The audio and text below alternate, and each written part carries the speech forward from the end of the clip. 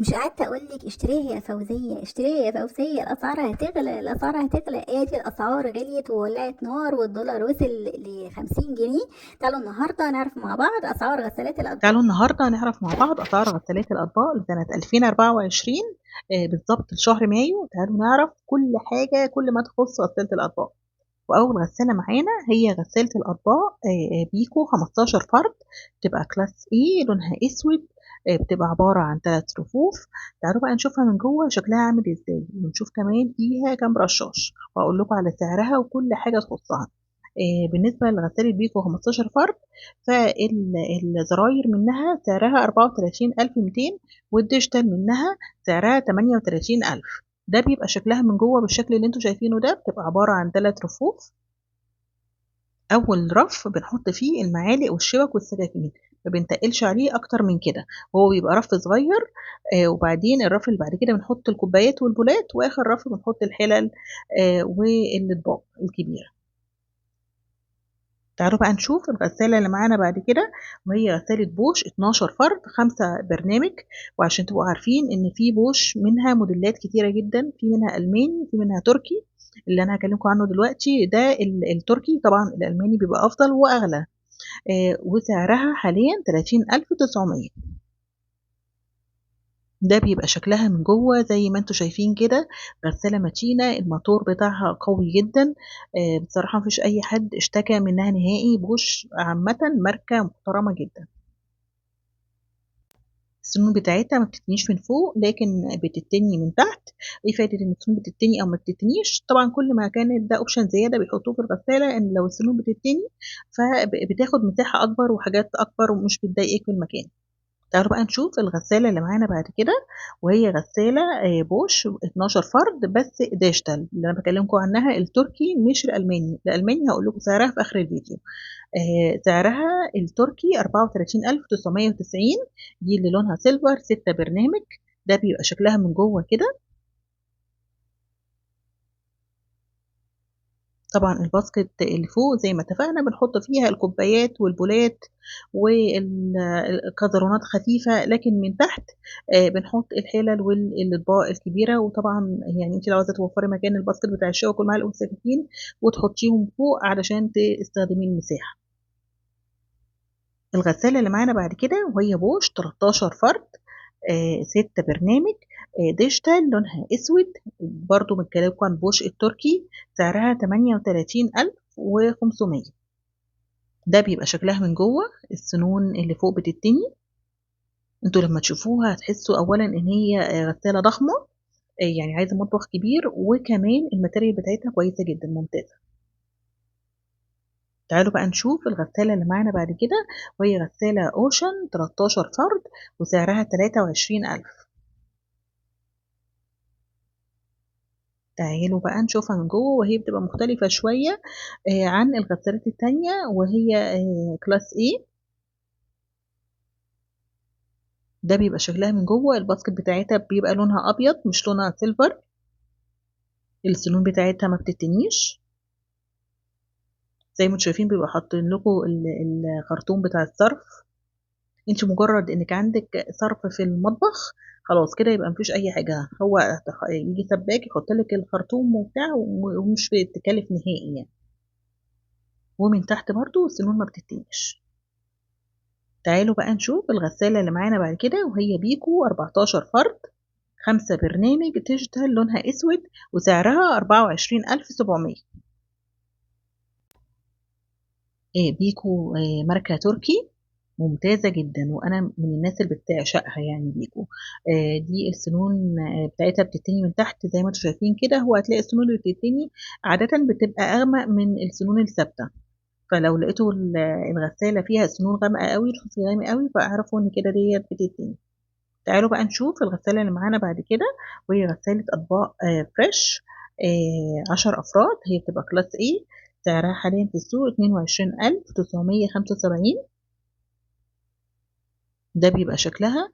خلينا بقى متفقين ان غسالة الأطباق اللي من أول 12 فرد لحد 15 فرد العرض بتاعها بيبقى 60، والطول بتاعها بيبقى 85.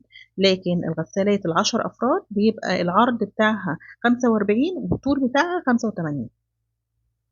تعالوا نشوف بقى غسالة الأطباق اللي بعد كده، وهي اندست 14 فرد، 8 برنامج، بتبقى كلاس بي، سعرها 41,499.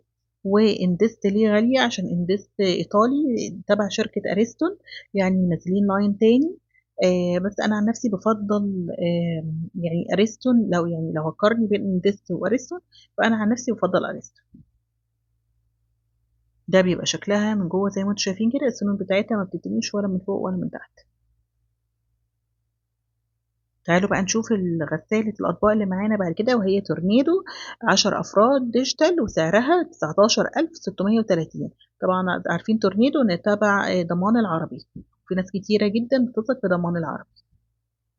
ده بيبقى شكلها من جوه بقى، وبيبقى فيها ميزة رهيبة على فكرة، السنون بتاعتها بتتني من فوق ومن تحت، يعني هتوفري مساحة كبيرة جدا زي ما انتم شايفين كده اهي. السنون بتتني وتتفرد. وهقول لكم تاني فايدتها ان انت بتحطي حاجات براحتك، يعني مش بتتأيدي بالسنون، السنون مش بتضايق. بصوا من تحت برضو السنون بتتني. تعالوا بقى نشوف غسالة الأطباق اللي معانا بعد كده، وهي غسالة أطباق بيكو 10 أفراد، 5 برنامج، بكرة، سعرها 22,750. وأنا عاملة عنها ريفيو في القناة، هحطه لكم تحت فوق في الفيديو، أو هحطه لكم لو بتشوفوني على الفيسبوك هحطها لكم في التعليقات. ده بيبقى شكلها كده زي ما انتم شايفين، ومتكلمة عنها بتوسع كبير جدا في الريفيو اللي انا عاملاه عنها مخصوص. وعاملة كمان ريفيو عن غسالة اطباق وايت بوينت برضو 10 افراد، وعاملة عن وايت ويل 12 فرد، وعاملة عن بوش 13 فرد. كل ده هحطه لكم في التعليقات.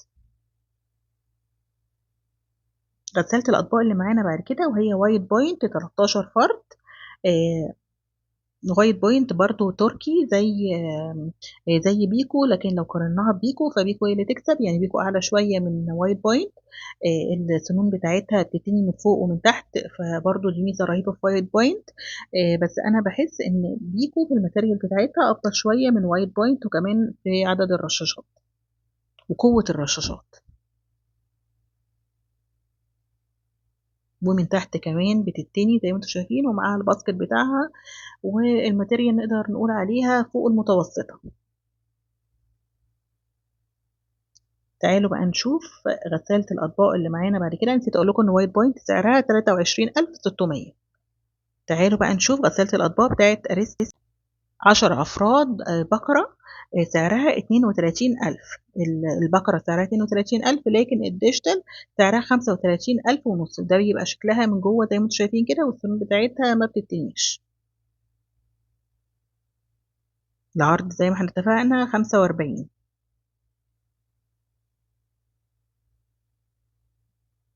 دي الديجيتال زي ما قلت لكم 35 ونص، وهي نفس الامكانيات بتاعه البقره، بس الفرق ان دي بقره ودي ديجيتال. طبعا الديجيتال بيبقى اسهل في الاستخدام، لكن لو عايز حاجه عمليه البقره بتبقى اسهل في التصليح بالنسبه للفنيين، يعني بتغيري البقره، بتغيري حاجات بسيطه كده، لكن الديجيتال لو بصت فيها اي حاجه بتغيري البورده كلها. شايفين القطعة الأورنج دي تقدري تغيري المكان بتاع الرف اللي انتوا شايفينه ده، تقدري تطلعيه فوق أو تنزليه تحت لو حاطة حاجة كبيرة من فوق. السنون بتاعتها بتتني من تحت، لكن البقرة ما كانتش السنون بتتني.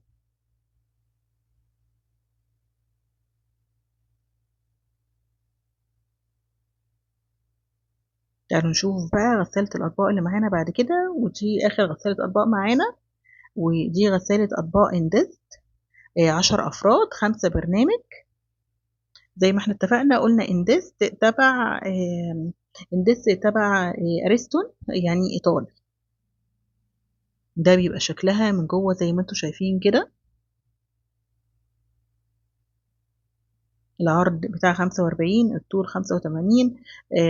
السنون شكلها مختلف عن الغسالات التانية، يعني عدد السنون أقل، ما بتتنيش ولا من فوق ولا من تحت.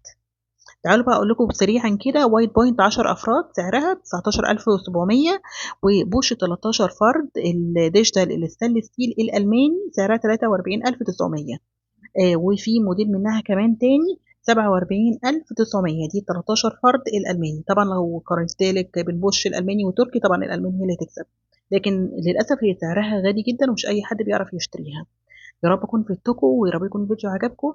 اشوفكم على خير، واشوفكم في فيديو جديد. لو بقى وصلتوا لحد هنا مش تنسوا تشتركوا في القناه وتعملوا لايك وشير كتير للفيديو. اشوفكم على خير، واي سؤال انا معاكم في الكومنت.